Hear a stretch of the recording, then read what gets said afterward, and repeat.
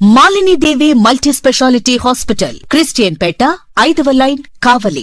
Doctor Guttipati Malinidevi, MBBS, MS, OBGY, కాన్పులు మరియు గర్భకోశ వ్యాధి నిపుణులు. మాలినీదేవి మల్టీ స్పెషాలిటీ హాస్పిటల్ నందు అందించు వైద్య సేవలు: సాధారణ కాన్పులు, సిజేరియన్లు, లాప్రోస్కోపిక్ ద్వారా గర్భసంచికి సంబంధించిన ఆపరేషన్లు, ట్యూబెక్టమీ, పిల్లలు లేకుండా operation, high risk pregnancy, ectopic pregnancy మరియు గర్భసంచి నీటి బుడగలు, గర్భసంచి జారిన ఆపరేషన్లు, రొమ్ముగడ్డలకు చికిత్స, నెలసరి ఇబ్బందులకు చికిత్స, మెనోపాజ్ సమస్యలకు చికిత్స చేయబడును. స్త్రీలకు సంబంధించిన అన్ని సమస్యలకు చికిత్స చేయబడును. పిల్లలు లేని వారికి ప్రత్యేక చికిత్స కలదు. ముఖ్య గమనిక: మా హాస్పిటల్ నందు కాన్పోయిన తరువాత తల్లి బిడ్డను ఉచితంగా మా వాహనంలో క్షేమంగా ఇంటికి చేర్చబడును. మా హాస్పిటల్స్ ప్రత్యేకతలు: ICU, lab, AC and non AC rooms, 24 గంటలు మెడికల్ షాప్, ప్రతి రూమ్ నందు వేడి నీటి సదుపాయం కలదు.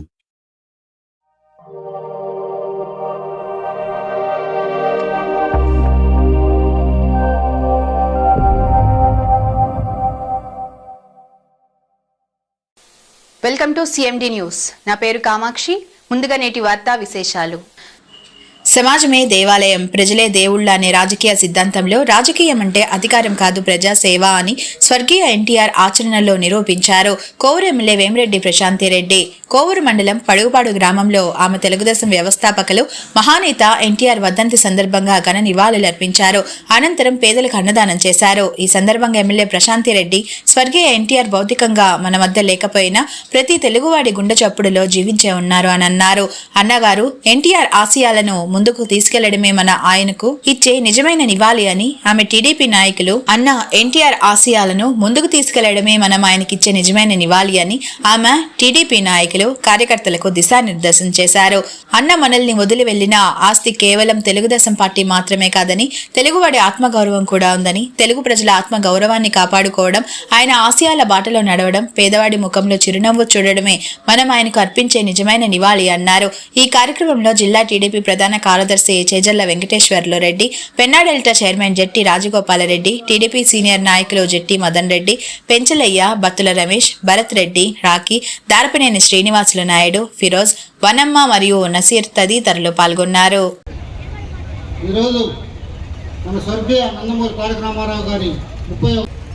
నాయకులు పెదవాడ వంశీ కృష్ణారెడ్డి గారిని వేదిక మీదకి రావాల్సిందిగా కోరుతా ఉన్నాం.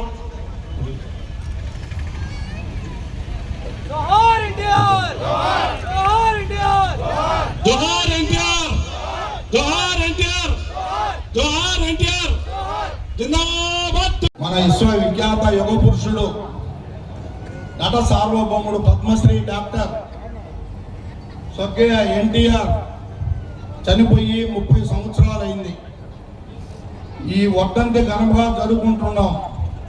ఆ మహా మనిషికి నివాళులు అర్పిస్తూ మన గౌరవనీయులు, మన ప్రియతమ నాయకురాలు, మన ఆరాధ్య దైవం వేమిరెడ్డి ప్రశాంతరెడ్డి గారి నాయకత్వంలో మనం ఇవాళ రాజుపాలెం సెంటర్లో ఈ కార్యక్రమం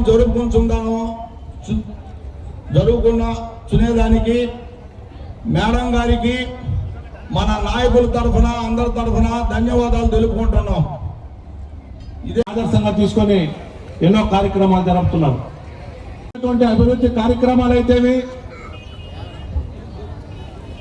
ఆయన తీసుకొచ్చినటువంటి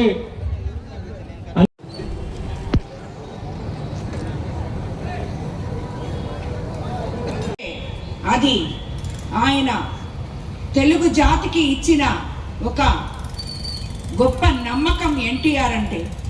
అలాగే సంక్షేమ పథకాల విషయానికి వస్తే మీకందరికీ తెలుసు, ఇప్పటికీ ప్రపంచం మొత్తం ఎన్టీఆర్ గారి పేరే చెప్పుకుంటారు సంక్షేమ పథకాల గురించి వచ్చినప్పుడు. స్త్రీలకు ఆస్తుల్లో సమాన హక్కు, 2 రూపాయలకే బియ్యం, లక్షల కొద్ది పేద ప్రజలకి ఇళ్ళు, అలాగే ఇందాకే చెప్పినట్టు వీళ్ళు మండల వ్యవస్థ తీసుకొచ్చారు. ప్రతి ఒక్కరికి నాయకత్వం అంటే ఏంటో గ్రామాల నుంచి, గ్రామస్థాయి నాయకులు ఎక్కడి నుంచి పుడతారో అక్కడి నుంచి మండల వ్యవస్థను తీసుకొచ్చారు. అలాగే బలహీన వర్గాల వారికి రిజర్వేషన్లు తీసుకొచ్చి ఎన్నో పదవులు ఇచ్చి సామాజిక న్యాయాన్ని సమకూర్చారు. అలాగే మనకి తెలుగు గంగ ద్వారా రాయలసీమ సాగునీటి అవసరాలు తీర్చారు.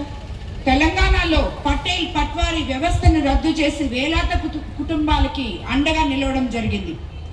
అలాంటి ఎన్టీ రామారావు గారి వర్ధంతి ఈరోజు. ఇది కేవలం స్మరణ కాదు, ఇది మన బాధ్యత, భావితరాల వారి బాధ్యత. ఇటువంటి గొప్ప ఆదర్శవంతుల్ని గుర్తుపెట్టుకోవడం, వాళ్ళ వర్ధంతి కానీ జయంతి కానీ ఏదైనా కూడా మనం ఏదో చేస్తున్నామని కాదు, అది చెయ్యడము అనేది మన బాధ్యత. ఇది భావి తరాల వాళ్ళు ఇలాగే దాన్ని ముందుకు తీసుకెళ్లాలని మనం ఈరోజు ఆయన మరణించిన 30 సంవత్సరాల తర్వాత మొట్టమొదటిగా మన కోవూరు నియోజకవర్గంలో ఆయన కాంస్య విగ్రహాన్ని మనం ప్రతిష్ఠించుకోబోతున్నామని చెప్పి మీకు అందరికీ నేను ఈ సందర్భంగా తెలియజేసుకుంటున్నాను. మార్చ్